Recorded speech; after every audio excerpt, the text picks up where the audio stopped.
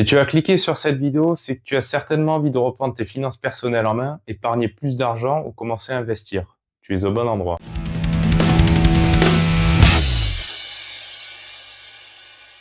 Salut, je m'appelle Dylan, j'ai 27 ans. J'ai découvert le monde des finances personnelles il y a environ 2 ans. Je me suis entièrement formé tout seul alors que je n'avais aucune connaissance.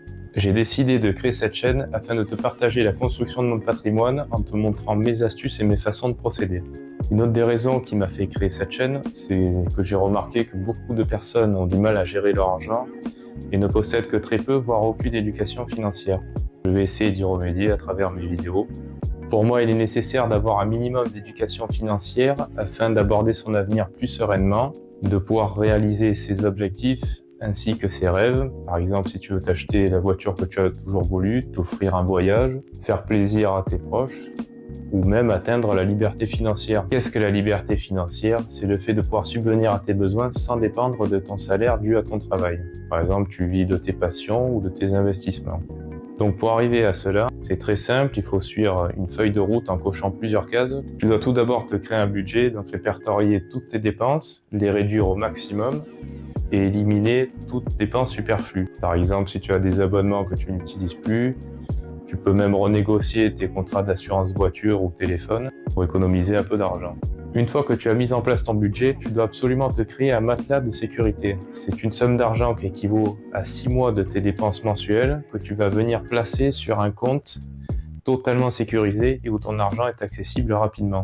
Donc pour cela, tu as les livrets réglementés qui font très bien l'affaire. Par exemple, le livret A, le LDDS, le livret jeune, ou même si tu peux l'ouvrir, le livret d'épargne populaire qui a un taux un peu plus intéressant. Une fois que tu as ton budget et ton matelas de sécurité, tu peux passer à la partie investissement. C'est une partie qui est divisée en plusieurs catégories. Donc la première, c'est la bourse. Donc qu'est-ce que la bourse? C'est un marché financier où tu peux acheter des titres tels que des actions ou des obligations. Une action est une part d'entreprise que tu peux acheter, tu deviens alors actionnaire et tu pourras alors toucher des dividendes. Donc ensuite, il y a les obligations. Donc ici, c'est toi la banque et tu vas prêter une somme d'argent à un État ou une entreprise qui devra te restituer la somme plus les intérêts à une date prédéfinie lors de l'achat de l'obligation. Donc ça, c'était pour la bourse. Ensuite, la deuxième grande catégorie, c'est l'immobilier qui est aussi divisé en plusieurs petites catégories. Donc tu as d'abord l'immobilier physique. Donc l'immobilier physique, c'est quand tu achètes par exemple un appartement, donc via tes fonds personnels ou un crédit bancaire, et tu devras alors rembourser tes mensualités de crédit avec les loyers que tu vas toucher. Ensuite, il y a l'immobilier papier, donc via par exemple les SCPI. Ce sont les sociétés civiles de placement immobilier. Ce sont des parts de sociétés que tu vas acheter qui, elles, achèteront pour toi des biens immobiliers. Tu recevras alors une part des loyers, moins les frais de gestion des sociétés. Donc, le crowdfunding immobilier, c'est un projet immobilier qui passera par une plateforme en ligne qui fera appel à de très nombreuses personnes pour financer ce projet. Elles recevront alors aussi la restitution de leur somme à la fin du projet, plus quelques intérêts. Ensuite, il y a l'immobilier tokenisé.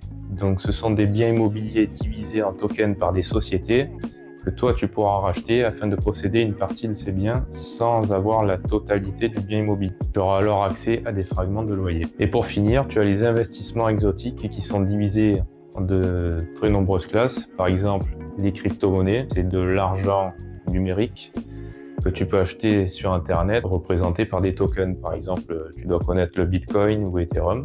Ensuite, tu as les voitures de collection, les bouteilles de vin, les montres et bien d'autres. Donc voilà qui clôt la partie investissement. Tu devras d'abord te renseigner et te former avant d'investir ton argent car il y a des risques de perte en capital. Donc si dans cette liste il y a au moins un sujet qui t'intéresse, je te conseille de t'abonner et d'activer la cloche afin de ne louper aucune des prochaines vidéos car j'aborderai tous ces sujets beaucoup plus en détail. Si tu as des questions, n'hésite pas à les poser en commentaire, je répondrai à tout le monde. Tu trouveras en description mon lien Linktree qui te mènera vers toutes les plateformes que j'utilise pour l'investissement et mes comptes bancaires. À l'inscription, tu auras un petit bonus. Voilà, c'est tout pour moi. Je te dis à dans une prochaine vidéo et surtout n'oublie pas, l'argent ne fait peut-être pas le bonheur, mais c'est quand même mieux d'en avoir en quantité.